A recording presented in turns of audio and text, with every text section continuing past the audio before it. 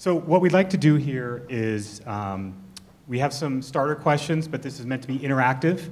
So you know, it's not meant to be broadcast out to you. It's meant to be two-way.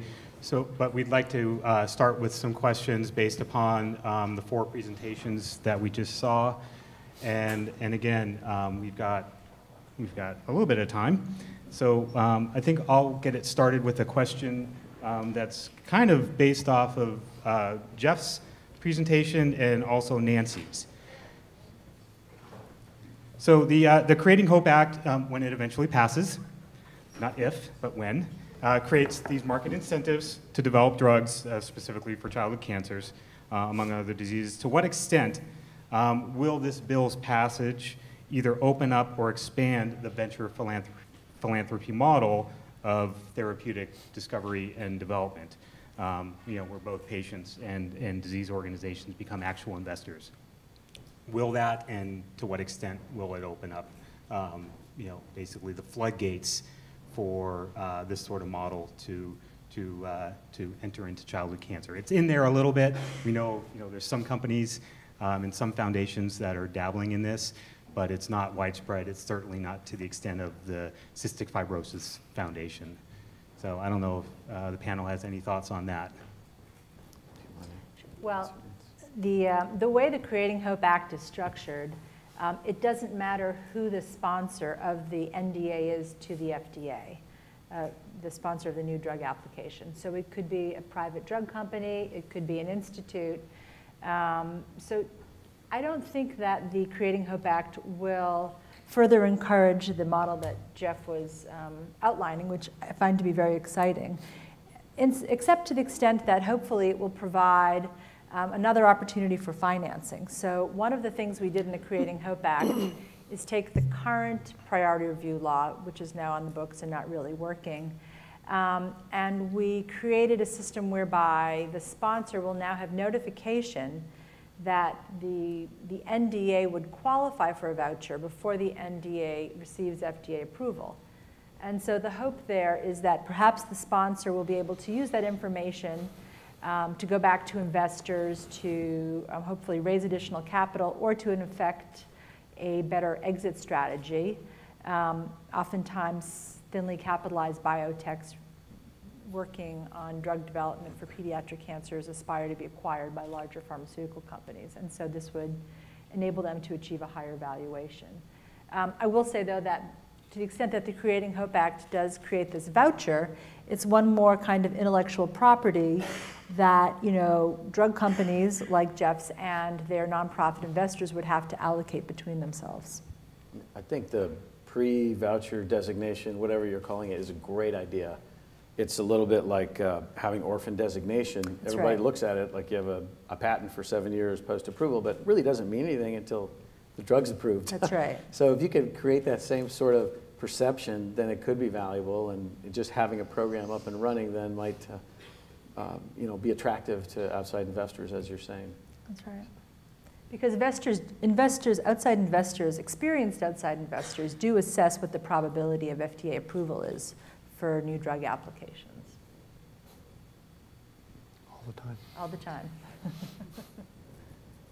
Any questions from the audience? Down here, do we have a microphone? A roving? Craig's going to get his aerobics in this afternoon. Well, while you're getting the microphone, can I just add one thing to what Jeff was saying earlier?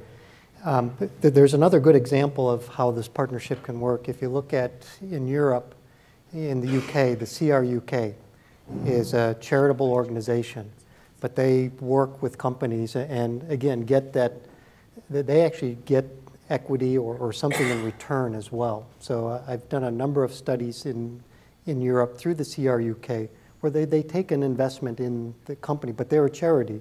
And it's just another way to, I think, try to have those partnerships work. I mean, I think we need all the examples we can to make sure we get the best selection going forward.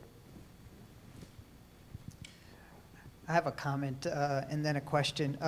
So, you know, thank you to all the families for all the hard work that you do and perseverance with financial support and advocacy.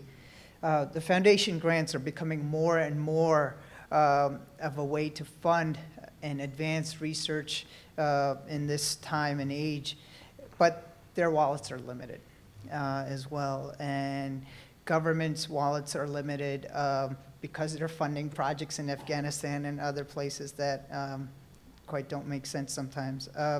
And they have tunnel visions, perhaps local politics and electability, bureaucracy. But one of the things that is most uplifting is what Jeff has brought to the table today. And I think thinking outside of the box is so important to building on what our families have done for us so far.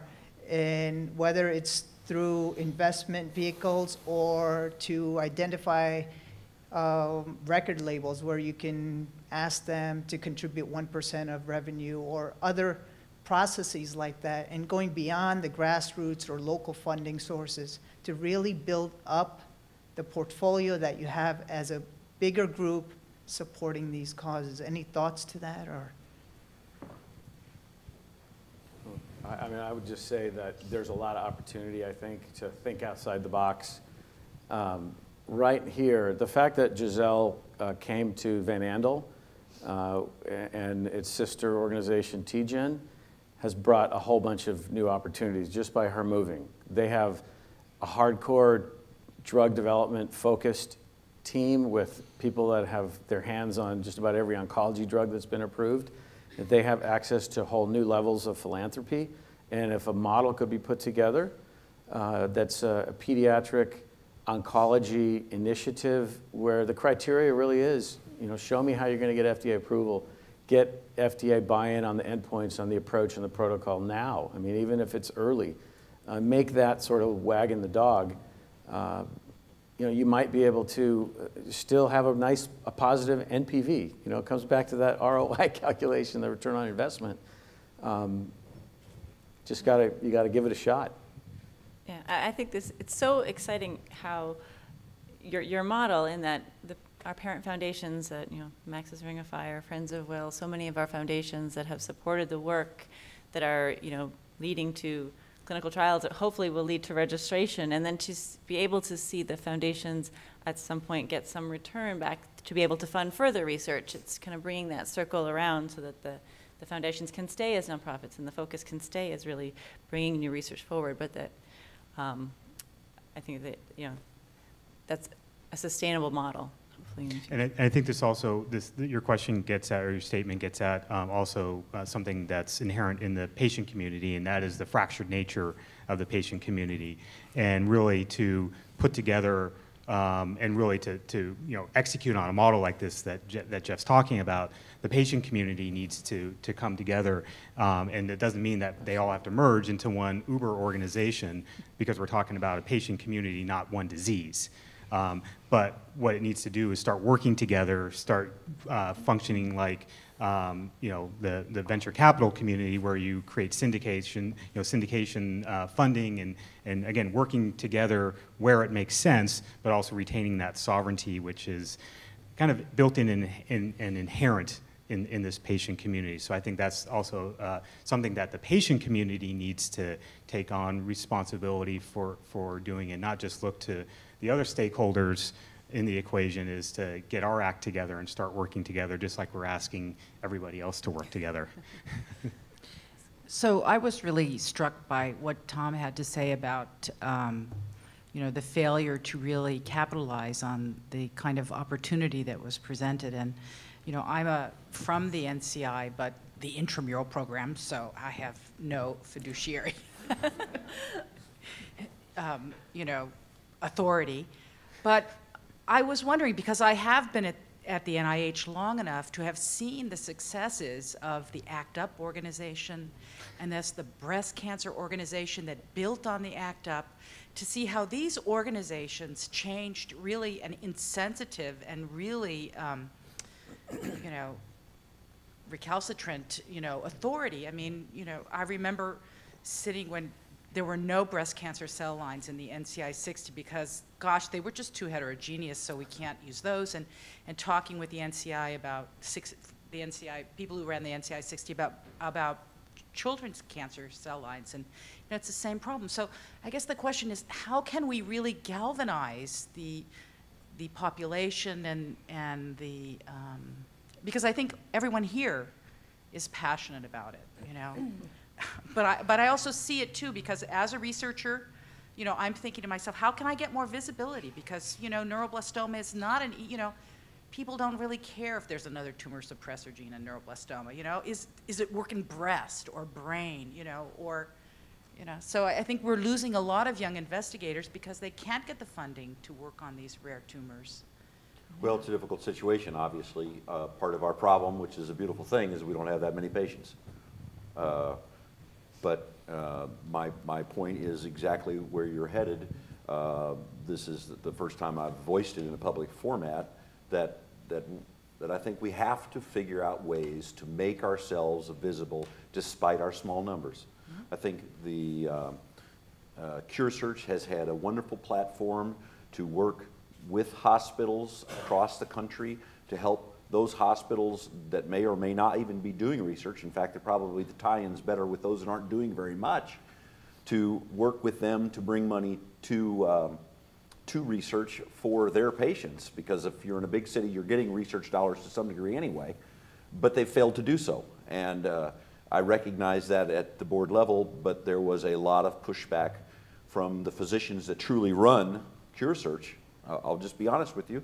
There's a lot of pushback because they're paid by the individual institution, and because there were some physicians that just felt like we were so dysfunctional that we don't want you to actually talk to another hospital. They'll see how dysfunctional we are, you know. But I think they've done a great job of improving from the time when I was on there to now, and I think they're wise in going out and proving they can actually raise funds on their own.